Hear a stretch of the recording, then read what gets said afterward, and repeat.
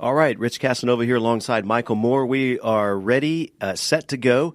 All engines are on full steam ahead for this episode of NonProfits Radio, which is an exciting day for us here at the Pro Business Channel, a show that's been in the works for way too long. And as we were sharing a couple other episodes before we went on the air as well, we thought early on, how could we give back to the community on behalf of Pro Business Channel? Could we adopt a certain nonprofit? Could we put some funds aside? But as an emerging, brand, as many startups are, they're in their early stages maybe of startups or nonprofits.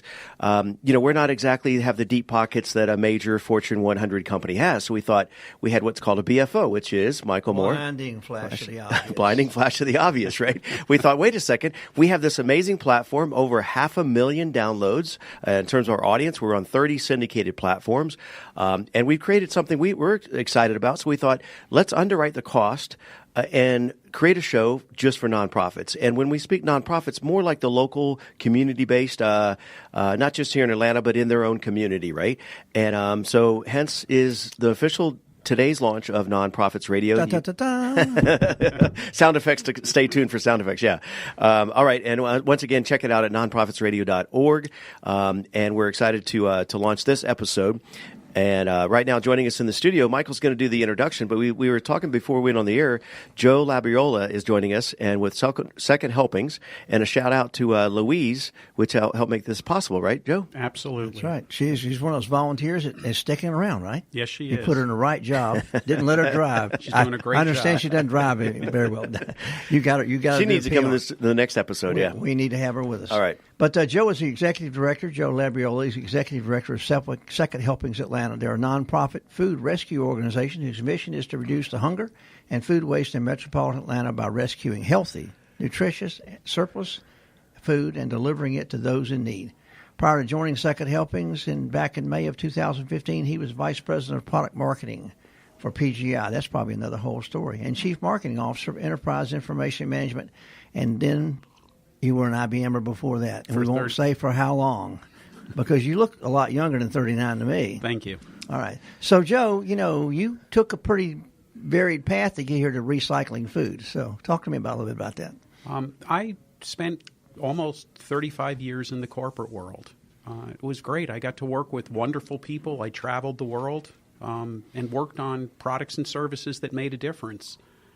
But after a while, it just wasn't feeding my soul. And I knew I needed to do something different. And I was out hiking the Appalachian Trail one day, and my wife had told me, you really need to find a job here, Joe. And she said, don't come back. Don't come back without a job.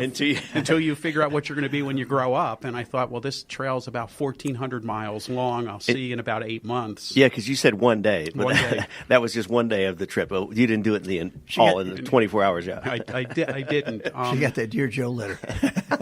But I started having a conversation with myself, and what was my next job going to be? And I realized it wasn't what my next job was. The question I should have been asking is, what makes me happy?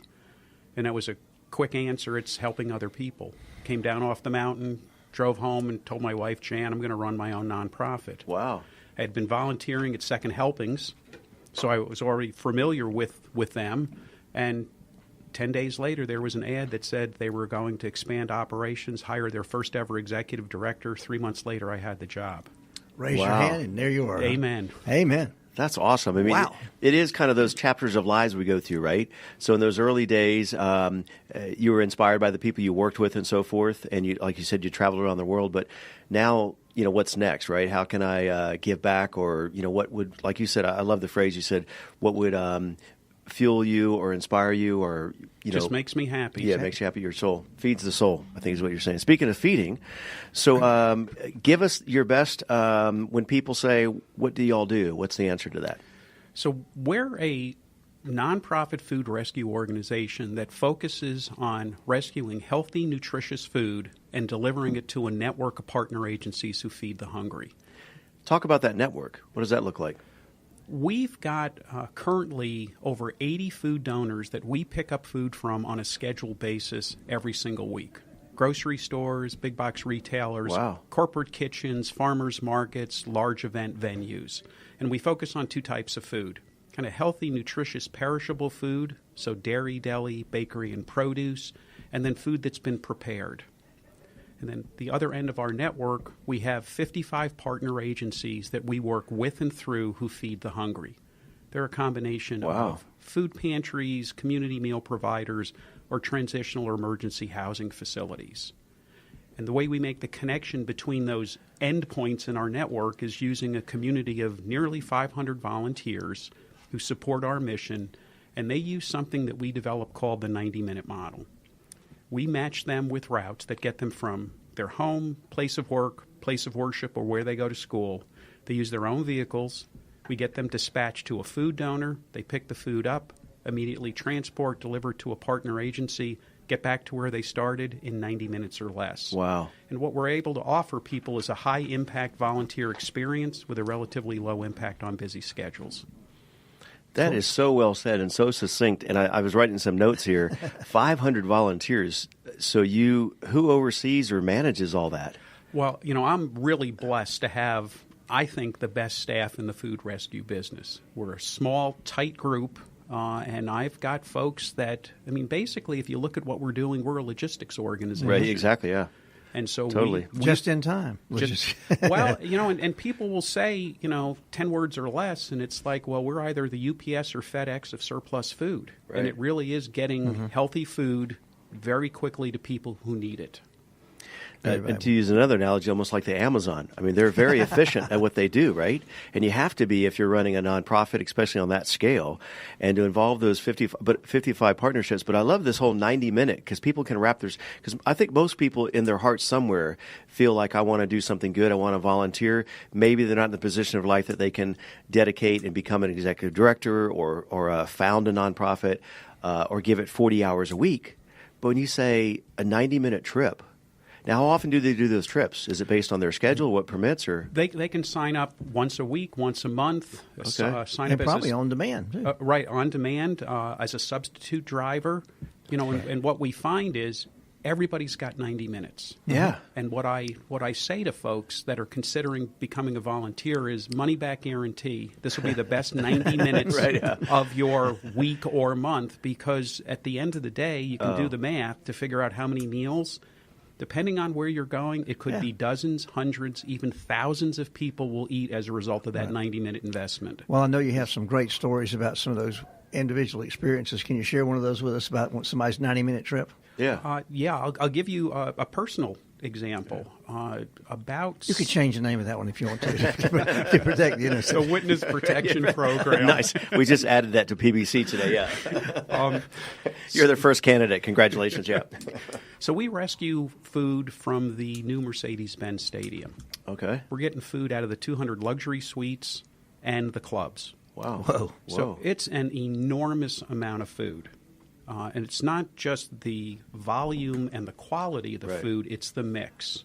Oftentimes we've had rescues range from 1,000 pounds to 4,000 pounds after an event. Wow. And sometimes almost half of that food is proteins.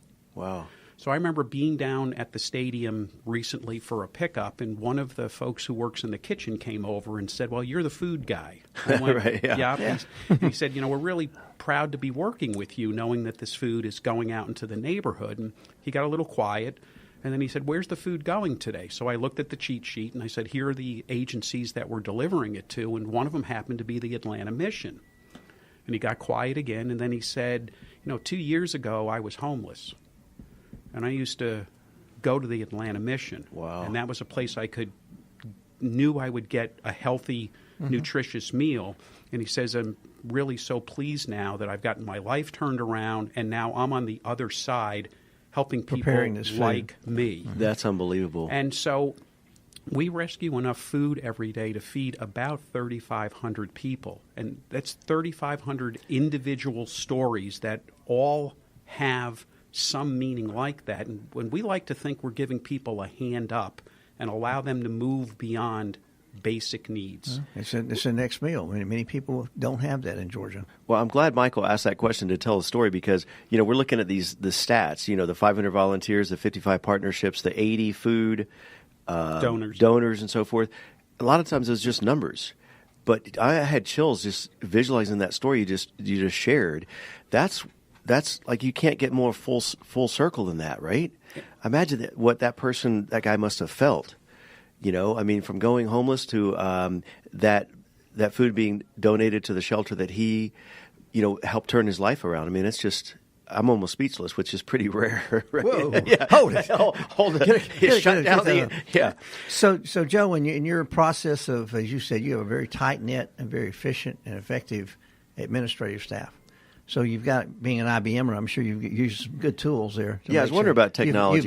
You've made some administrative changes. I'm sure you've brought some improvement to the organization. Talk about what nonprofits experience and how they grow and how that internal stuff happens that we don't think about it. We just get in our car and drive 90 minutes. You made it real easy for us. Well, it is all about making it simple. And we recognize that we're competing with other nonprofits for volunteers' time. So making sure that it's a good experience is really important to us. Having had the benefit of over 35 years of corporate experience, being able to bring that into a nonprofit environment has been huge. Oh, yeah. And, Rich, one of the things you talked about was investments in technology. Right. So one of the early investments we made was in a platform called Salesforce. Yeah. We figure, well, IBM uses it, General Electric uses it, it's probably good enough for second helpings at It might Atlanta. work. And it's really been transformative.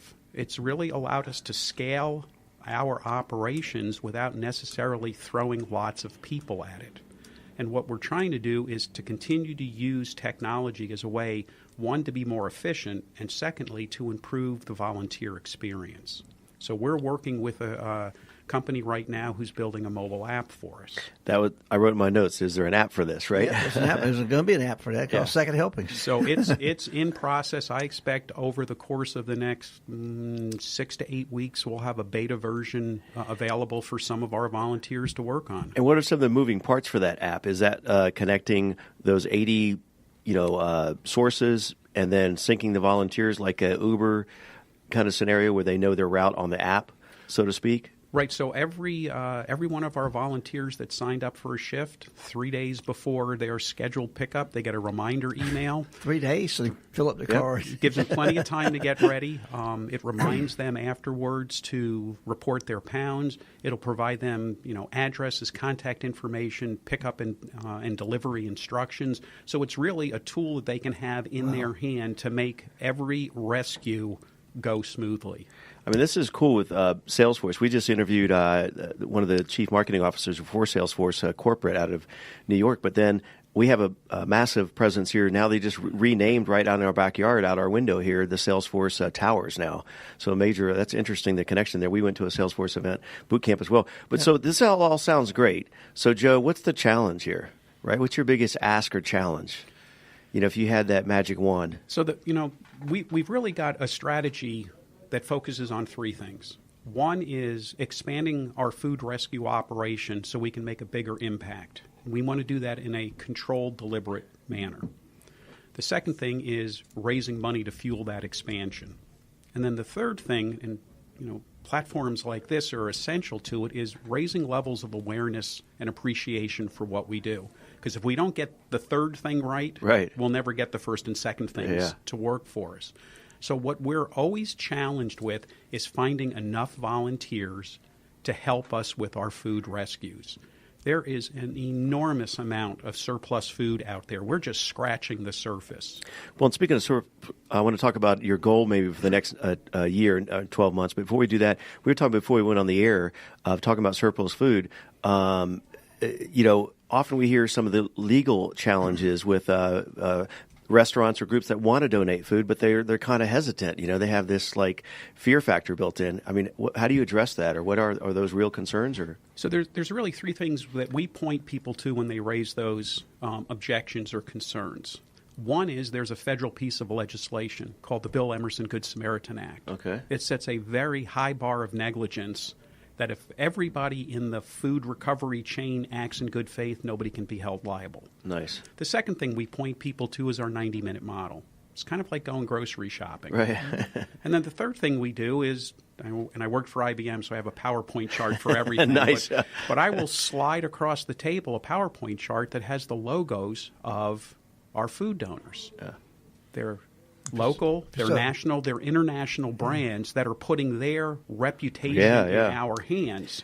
If it's okay for them, it must be okay for you. And that's the argument. And what I find is 99 times out of 100, that's a compelling enough argument to get people to move. Well, that Good Samaritan law, I don't know that most people are aware of that, but that pretty much checks a lot of boxes, right? Because with that in mind, I would imagine, I mean, correct me if I'm wrong, but I think the intent there would be, so long as everybody in the organization has the best of intentions and is not doing anything deliberately to cause an issue, then good luck at trying to pursue any action against that, right? Exactly. Exactly, and it's served us well. Yeah. All right, so finally, we get just about a minute left here. We want to definitely do a shout-out. How would folks get in touch with you? Before we do that, any goals or events coming up, or what's your next, what's next? Well, it's Giving Tuesday. Good, right? Hashtag Giving Tuesday. Hashtag Giving Tuesday. And so that's important to us. I think our next major focus is going to be continuing to recruit volunteers to help us place new sources of food on the west side and the south side of town. It's areas that we aren't deeply penetrated in, so we really need to build up our community of volunteers.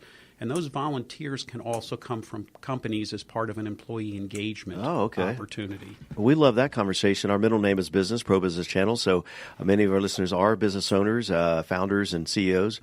So that's, just give us a quick little follow-up to that. How would businesses get involved so their employees get they credits have or service hours. Service hours. Yeah. So they could do things like adopt a route where I like we that. subcontract the pickups and deliveries to them.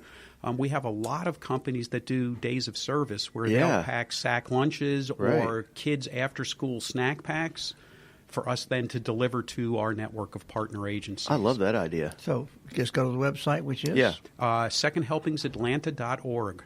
Right, or give you a call. Outstanding. Phone number is? Check exactly. Go to the website. We got the internets to cover that. Yeah. So again, the website there is secondhelpingsatlanta.org. Yes, sir. Social medias, all that good stuff. Yeah. All right, Joe. It's our pleasure to help share your story and get the word out about the good work that you're doing. It's inspiring. I mean, especially hearing those stories you just shared. On behalf of Michael Moore.